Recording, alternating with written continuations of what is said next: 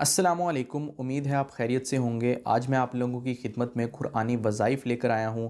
آج میں آپ لوگوں کی خدمت میں 5 قرآنی وظائف ذکر کروں گا، جن میں پہلا وظیفہ ہے مال و دولت میں کثرت کے لیے، دوسرا وظیفہ ہے رشتے کے لیے کہ اگر رشتہ نہیں ہوتا تو اس کی برکت سے اچھا رشتہ ہوگا، تیسرا وظیفہ ہے کوئی بھی رنج ہو، غم ہو، پریشانی ہو اس کو دور کرنے کے لیے، چوتھا وظیفہ ہے اگر آپ کی کوئی بھی جائز مراد ہو اس کو پورا کرنے کے لیے، پانچواں وظیفہ ہے اگر کوئی بھی لا علاج بیماری لگ گئی ہو اس کو دور کرنے کے لیے، اس کو ختم کرنے کے لیے۔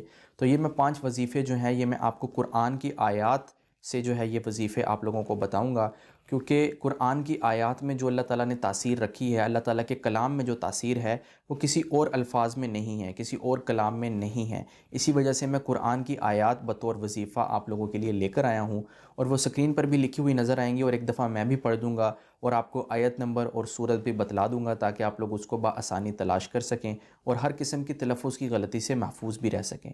پہلا وظیفہ ہے مال و دولت میں کثرت کے لیے اور کاروبار میں ترقی کے لیے، وہ ہے سورۃ لقمان کی آیت نمبر 26 ہے، للہ ما فی السماوات والارض ان اللہ هو الغنی الحمید۔ تو یہ آیت آپ نے روزانہ 141 مرتبہ پڑھنی ہے، اس سے رزق کے اندر برکت ہوگی، مال کے اندر، دولت کے اندر کثرت ہوگی، اور اگر کاروبار نیا بھی شروع کیا ہے تو اس کے اندر بھی ترقی ہوگی۔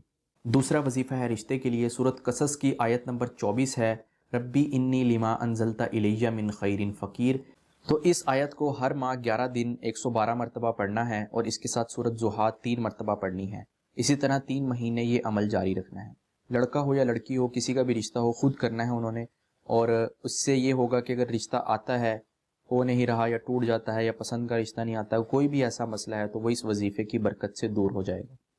تیسرا وظیفہ ہے ہر رنج اور غم کے لیے، کوئی بھی مصیبت ہو، پریشانی ہو جس میں آپ مبتلا ہوں اور اس سے نکلنا چاہتے ہوں تو اس کے لیے ہے یہ وظیفہ۔ سورۃ مومن کی آیت نمبر 44 ہے، وَأُفَوِّضُ أَمْرِي إِلَى اللَّهِ إِنَّ اللَّهَ بَصِيرٌ بِالْعِبَادِ۔ تو اس آیت کو عشاء کے بعد 101 مرتبہ روزانہ پڑھنا ہے، اور انشاءاللہ آپ اس رنج سے اور اس مصیبت سے نکل جائیں گے، اور اس سے اللہ تعالیٰ کی جو ہے غیبی مدد انسان کو حاصل ہوتی ہے۔ چوتھا وظیفہ ہے اگر آپ کی کوئی بھی جائز مراد ہو، کوئی بھی جائز خواہش ہو، اس کے لیے ہے یہ وظیفہ۔ سورۃ انفال کی آیت نمبر 9 ہے، استستغیثون ربکم فاستجاب لکم انی ممدکم بألف من الملائکۃ مردفین۔ تو آپ نے اس آیت کو روزانہ 14 مرتبہ پڑھنا ہے اور 11 دن تک یہ عمل جاری رکھنا ہے۔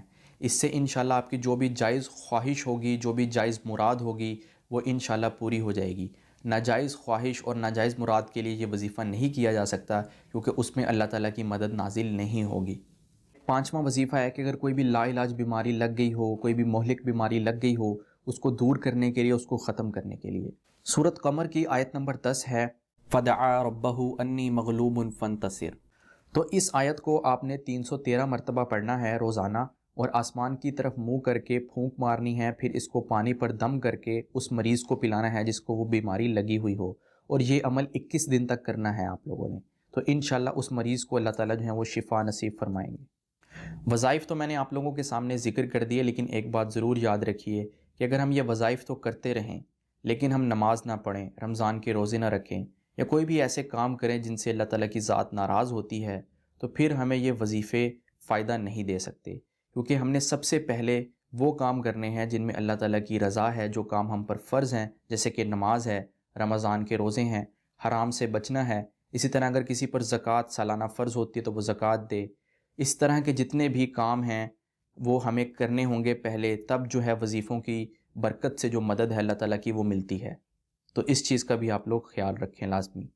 انشاءاللہ میں آپ سے اگلی ویڈیو میں ملوں گا، تب تک اپنا خیال رکھیے گا۔ اب میں آپ کی اجازت چاہتا ہوں، اللہ حافظ۔